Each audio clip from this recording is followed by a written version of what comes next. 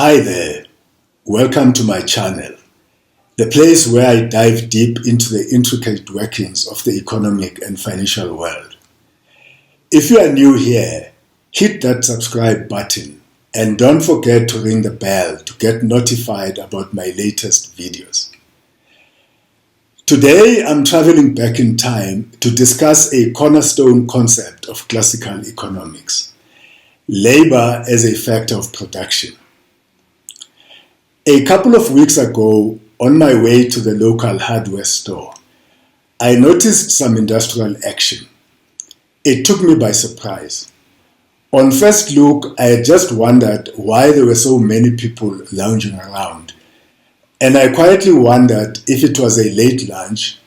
Then the placards and posters were quickly upon me, so I couldn't read them to figure out what the grievance was about. This got me thinking that a series on labor is really required. In fact, I had been mulling the issue for some time, ever since my associate suggested it. The industrial action was the clincher.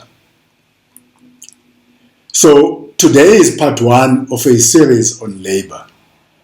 I will be discussing the role of labor as a factor of production. In future episodes, I will discuss other aspects of labor. For instance, organized labor's powerful role in politics, but also its weaknesses. I will also discuss unemployment and underemployment, but also philosophical, ideological perspectives on labor, and so on.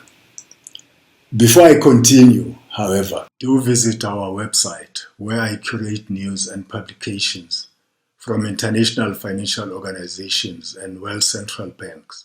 Topics cover a wide range of financial and economic issues that affect individual countries or the world economy.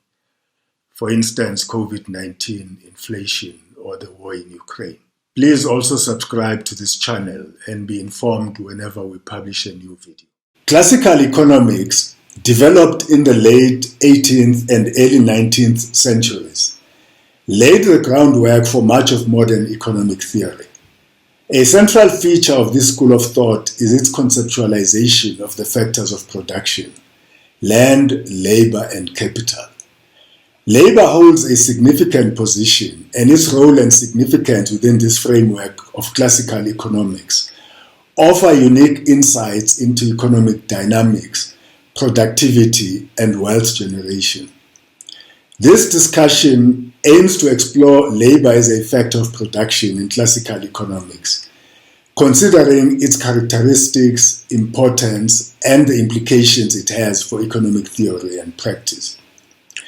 Labor in the realm of classical economics refers to the human effort invested in the production of goods and services.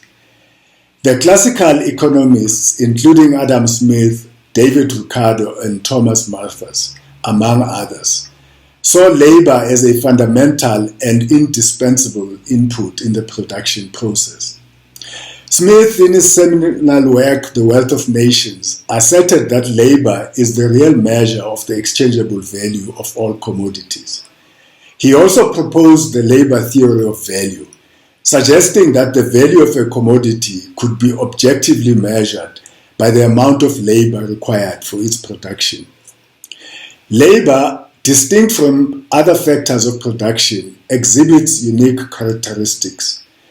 It is inseparable from the laborer, perishable, and not transferable. Its supply is also inelastic in the short term, as it's constrained by factors such as population size, cultural norms, and legal regulations. Additionally, the quality of labor is heterogeneous and depends on factors like skill, education, and experience, which underlie the classical concept of division of labor. Adam Smith highlighted how the division of labor could enhance efficiency and productivity, asserting that specialization allowed workers to focus on a particular task, honing their skills and boosting output. In classical economics, the importance of labor transcends its role as a mere factor of production. Labor is considered the source of value and wealth in an economy.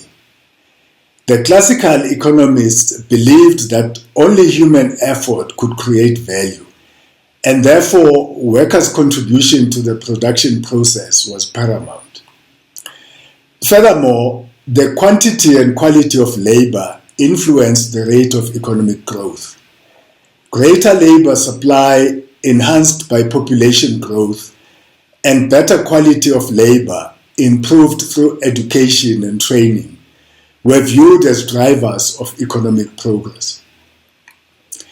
Wages, the price of labor, is another crucial aspect within the classical framework. Classical economists put forth the subsistence theory of wages, often known as the iron law of wages. According to this theory, in the long run, real wages always tend toward the minimum level necessary to sustain the life of the worker. Ricardo's theory of rent also highlighted how wages and profits are inversely related, with increases in wages leading to decreases in profit, assuming rents and prices are constant. While the role of labor is undeniable in classical economics, there are criticisms and limitations to the theories. The labor theory of value, for instance, has been criticized for oversimplifying the process of value creation, neglecting the role of entrepreneurship and the time value of capital. Similarly, the classical model of wage determination does not fully consider factors like bargaining power and institutional factors. Further, labor is not just a factor of production, but a vital resource that can be developed and enhanced. Today's economies increasingly value knowledge and skills, reflecting a transition towards what we now call human capital. So, it's important to remember that investing in education, training, and healthcare not only benefits individuals, but also our economy at large, by creating a more capable, productive labor force. To conclude, labor as a factor of production forms a cornerstone of classical economic theory. Despite its simplicity, it provides an insightful understanding of how economies operate and evolve.